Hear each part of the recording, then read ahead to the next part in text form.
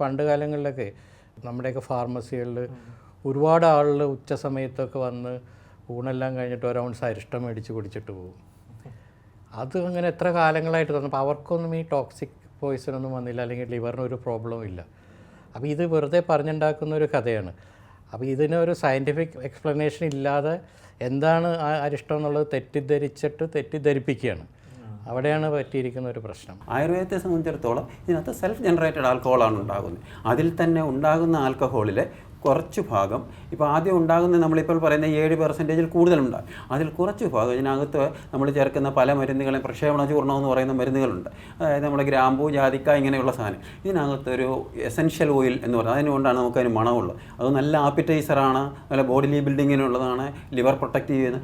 ഇത് ഈ ആൽക്കഹോളുമായിട്ട് പ്രവർത്തിച്ച് എസ്റ്ററുകൾ എന്ന് പറയുന്ന സാധനമുണ്ട്. അതുകൊണ്ടാണ് ഈ അരിഷ്ടാസുഖങ്ങൾക്ക് എപ്പോഴും നല്ല മണം ഉണ്ടാകുന്നത്. അതുകൊണ്ടാണ് ഈ സൂക്ഷ്മാണുക്കളെ ഉപയോഗിച്ച് ആൽക്കഹോൾ ഉണ്ടാക്കുക എന്ന് പറയുന്ന ഒരു വലിയൊരു ക്രൈമൊന്നുമല്ല. ഇപ്പോൾ നമ്മൾ അരിഷ്ടത്തിൽ ഉപയോഗിക്കുന്നത് ഈസ്റ്റിനെയാണ്. ഈസ്റ്റ് എന്ന് പറയുന്ന സൂക്ഷ്മാണുക്കളെയാണ്. അതൊരു സിംഗിൾ സെൽഡ് പ്രോട്ടീനാണ്. പക്ഷേ അത് മാത്രമല്ല, അതിനെ നമുക്കൊരു വൈൻ ഉണ്ടാക്കുന്നതിനോട് ഏകദേശം താരതമ്യം ചെയ്യാം.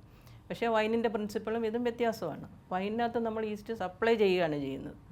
പക്ഷേ നമ്മളുടെ ഈ ഇൻഗ്രീഡിയൻസിലുള്ള അടങ്ങിയിരിക്കുന്ന ഈസ്റ്റിന് വളരാനായിട്ടുള്ള ഒരു സാഹചര്യമാണ് നമ്മൾ അരിഷ്ടത്തിൽ കൊടുക്കുന്നത്.